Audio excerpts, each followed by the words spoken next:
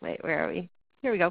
A whole bunch of ideas for you. And this could be for reporters or for editors or for anybody. But these are story ideas. And if you weren't with us before, I'm Jean Hodges, and with me is Tim Schmidt. And we are going to get going pretty quickly because we're running a tiny bit late. 30 stories in 15 minutes. Just really, you could jot down some notes, but remember we're going to send this to you so you'll have them. In each slide there will be a link, and you can click on that link to see how they executed it because we're going to be flying through these. And we can also provide contact info for newsrooms if you want to pick somebody's brain. We have such good editors who are willing to help you. I'm going to get started right away. Oh, I'm sorry. Real quickly, Jean, real quickly. Also, these are starting points. Not all of these stories have been maybe fulfilled their potential. So most have, but some have not. So use this as a topic starting point and see what you can do to expand on it. Okay, go, Jean. Yeah, I love it because these can apply to your market in different ways too. So sometimes it's just the idea that you love. So in this case, it was a story from Sarasota about nursing shortages and especially on how schools were expanding options to try to get more training for this because, and we're seeing this all over the country. It's just a great, and again, planning, they did some really nice charts to show some numbers about the nursing shortages. On to the next one. Increasing accidents, you can usually get from the DOT or for someone in your region the total number of accidents. You can usually get a chart or a map that shows where these accidents have occurred. If not, you can do some hard work with the police station or the local police department to do that. In Beaver County, Pennsylvania, they did just that. They saw that looks like crashes may have been increasing in certain ways and in certain regions. They put together a nice map. They put together a nice digital element with that. Very beneficial for folks in that community. Oops. Man, we both did that. Sorry. All right. I like this one especially, and I've seen this. There's a couple of different ones of these where it's about gender and gender in areas where you wouldn't necessarily expect it. So this has to do with just trying to attract more women into the trades and what some technical and vocational schools are doing in Milford and Metro West in Massachusetts. And really that means telling high school students what their options are after school and helping them to understand what trades are and that not everybody needs to go to college, basically. So interesting in trying to address the gender divide in trades.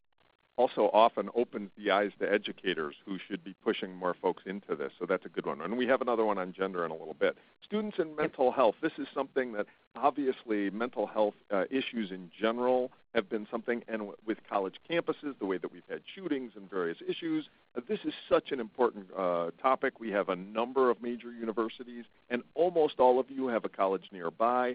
How are college students using mental health services on their campuses? Are there sufficient mental health services on that campus? And then what's the follow-through on that? I mean, how do we help these folks long-term? This is not an issue, as we're starting to learn more and more, that just goes away. Something can fester and build up and over the course of time turn into a horrible incident. So we want to make sure that we're being proactive rather than reactive on our college campuses. Jean? Thank you. Okay. And this one has to do with, I love this one, what can kids do? And this is out of Pekin, Illinois, and it has to do with parents who are trying to get their kids together in person, in real life, IRL, instead of just communicating on social media and playing video games. So I love this because it's a parent-driven initiative, so we're actually talking to our readers in this, and just a great job. And it was part of a 4-part series too. So just whether Pekin, and it really has to do with, this one has to do with teenagers, have enough to do in the city. So good job. Yeah, good job, Pekin. Small newsroom as well. Do you have gas or oil wells in your region? Do you know what they are, where they are? Do you know, is there exploration going on? This doesn't work for everyone, but it works for a lot of folks. As Jean knows, we did a big project on that a few years back with Pinnacle. This was a great job by the Ashland, Ohio newspaper, not a big newsroom. They went out and got put together some maps, did a comprehensive look at the entire region. This is something as fracking and other things continue to develop that may be more and more important in your region. And again, you're being proactive. You're making sure you know where these places are. If something ever happens, you should be the leader on knowing the knowledge in your community, and this will help to do that. Jean? Oh, I went back. Great. Sorry. Oops. There you go. Where did we go here? There we go. Okay. And then this one from the Pontiac Daily Leader, which is a small paper in Western Illinois. This was part of the bigger package that was organized by Galesburg, which is a little bit bigger. The editor, Tom Martin, is great at, with just small staff, really generating some amazingly powerful and, interesting stories for their readers. So this one specifically was about how farmland is keeping its value. And it turns out it was doing better than some, like housing, which had dropped in value. And they just went through I think it was the Department of Revenue in the state to get a lot of this data. And then it was a 7-county, area that they looked at and shared that among all of these papers. Again, planning allows you to collaborate and to share and to really make use of maybe a little bit bigger paper for some smaller papers in the surrounding area. But good job on that. And when we keep hearing, you don't have the resources to do something like that, if you look around, you often do, in fact, with all the folks in your neighboring communities and neighboring papers. How far do you have to go to shop? If you get into small communities, especially ones you may even be in an urban center, but then you have small outlying communities, do they still have grocery stores? And if not, what happened? Why did that take place? Is it because there was a Walmart that came in? Is it because just the mom and pops aren't doing as well overall? I thought this was really interesting. This leads to a bigger question, which is how do you survive in a small business like grocery? That could be something that you could also use. But I thought this was a great job by the Newton Kansan, which is a 3-person newsroom, if I'm not mistaken, kind of looking at all the small towns that surround this bigger town, Newton, in Kansas. Great. And so autism is always a hot button issue with parents especially and also with schools. And this really has, it takes a look, and it's from Burlington County, New Jersey. And it takes a look at a new study from the Centers for Disease and Control that pointed to especially increasing rates in New Jersey for autism and what that means for parents and for providers. So always looking at that data to try to tell a story and really make it real for your readers. Okay, on to tracking the storms. I love this one. More and more we're relying on the weather for various things, with more and more hurricanes coming through, snowstorms. I know up in Buffalo, where I'm from, they got Erie, Pennsylvania just got pounded this year. What is the National Weather Service doing to improve its forecast, and how does it come up with its forecast? How does it come up with these models when it's a time for tornadoes or hurricanes or whatever? This story dug into that a little bit, and it also had a great used the timeline tool to go through a bunch of the big storms that have come through Wilmington, North Carolina. Great job by them, and something that folks are obviously very interested in. This is a story that will have legs and an evergreen story that you can probably use and link to other stories for months and months and maybe even years to come.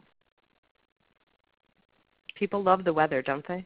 Love the weather. I'm going to stop talk doing that, Gene. I'm just going to let you do it because I just skipped through it. Oh, there we go again. Take it. Okay, thank you. Sorry. All right, so zoo finances. What a great example this is of an interesting story. There are some small and regional zoos out there, and it's expensive to run a zoo. So, it's a great idea to take a look at the finances. And in this case, in Utica, at the Observer Dispatch, they found that the finances were improving. And so you may not have a zoo in your area, but maybe you have another, something that does draw people. And so just taking a look at those finances, especially if there's some public money involved in it, and just seeing if it's really viable. So great idea there. Well done, Utica. Okay, every corner here in Austin, Texas has a microbrewery, and I think it's wonderful, sure, but I also can't get to all of them. And I'm seeing more and more of that around the country. Middletown, New York, saying, hey, look, what's the saturation point? Can we legitimately have this many microbreweries sustain themselves over the course of time, or is this just a fad that's going through? Great job by Middletown to talk to some experts about that. Also, to get a map with all of the local microbreweries, another topic that you just can't do enough of. Folks will obviously love this, and she will so love this. If you need to embed audio into that for your audio and video portion of Inner Circle, you can use Nicole Simmons's of Finding a Beer. What's it called? I forget now. Oh, Beer yeah. for Everyone. The Beer for Everyone Beer for project, Everyone. which is one of our great podcasts throughout the company. If you don't know where that is or how to get a hold of it, reach out to me and I'd be happy to show you. Yep.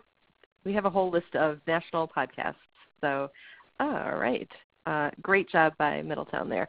And then this one from Tuscaloosa News, I think this is right in the heart of West Nile season because it's usually transmitted by mosquitoes, but this actually focuses on geese and ducks because they apparently host West Nile and have to do with, because they are a host, passing this through mosquitoes to humans. And so there are some people who are pushing to remove those hosts so that we don't get West Nile. Yay.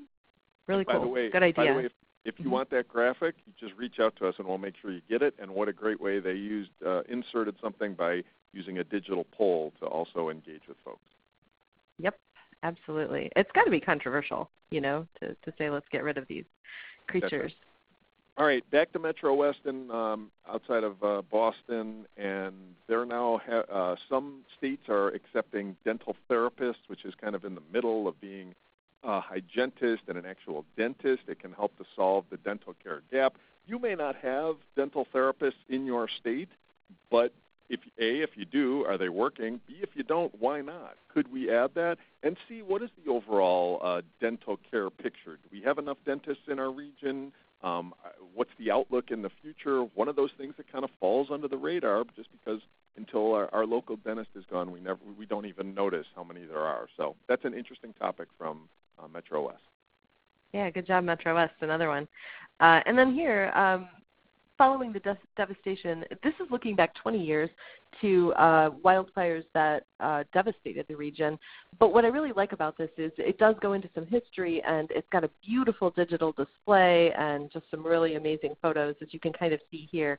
But one of the great things is it really talks about bringing those communities together, and so it's always good to look to see what, if you're looking 20 years back, how does it really affect what's going on now? So good idea with that.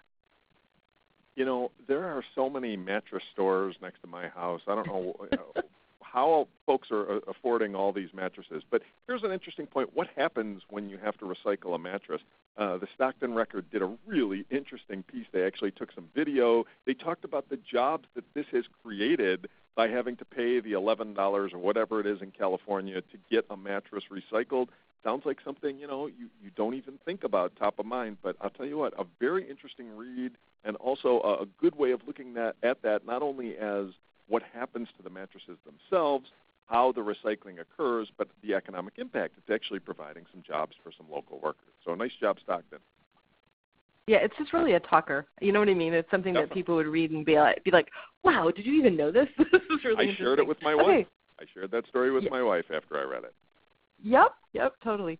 So women farmers, here's another gender, kind of a flip on what we normally think of as a farmer, as a male. And so a lot more women farmers. You can see that they used some data. This is in New Hampshire from the Portsmouth Herald, and they were looking at farm by gender in their area, and still males over females, but definitely not too far away, and then just looking at the growth in female farmers. So, and just how that's transforming farming. It's changing things. And so what an interesting topic there. So if you are in agriculture, it might be worth, or in an area with a lot of ag, it might be worth looking at that for your area. By the way, going back to the women in trade story, that could be part of a master series, 4 or 5 parts on gender in the workforce. So that might be an interesting thing. Hey, get your sports folks involved when it comes to these major packages. This is a very small newspaper in Louisiana, Leesville. They have 3 people for 2 different papers that they produce 3 or 4 times a week in both Beauregard and Leesville. A great piece by the sports editor about how social media is changing college recruiting and how the local coaches have said they may not see as many coaches coming out to see their athletes play, but they're more in touch with them than ever before. I thought this was a really fascinating read. Just a small newspaper, a very concise read, but still a really good one for your sports guys to get involved with. Nice job, Lisa. And then combating trauma. This has to do with like children and how when they experience trauma, how that affects them not only in the immediate future, like in now, but also throughout their lives. In schools, out of necessity, taking a role in helping children through that trauma, clearly it affects their ability to do well in school, but it certainly can change their lives if there are programs that can help them deal with it and help them to find success, at least in school, and then that can help to propel them through their lives. So really interesting there, and they did some audio, as you can see, and just a great idea. If you haven't seen A River Runs Through Us from the Burlington, Iowa Hawkeye, you should really click on it, and it's a great point. Think about it, most of our major cities and almost everywhere has a major artery. That's why our city is where it is. It's either on a coast or it's on a river.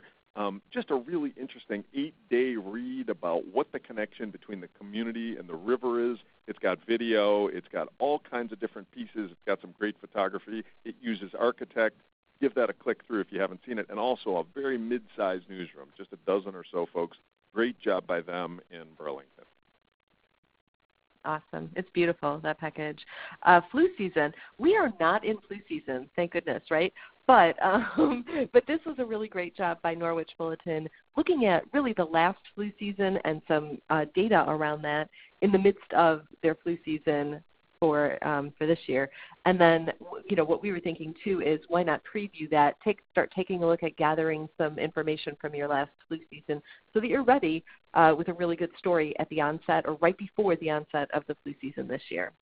Yeah, I got it last winter and it sucked. It was a hard flu season.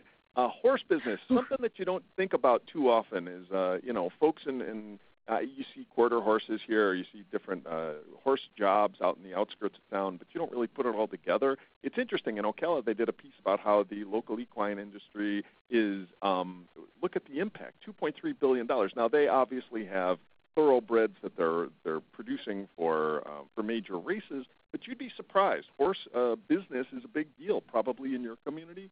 And if it's not, I'll bet you, well, I shouldn't say that. You wouldn't know until you find out. It's always an interesting read, too. And people love those types of stories. There's no question about that. Definitely. Good job, Ocala.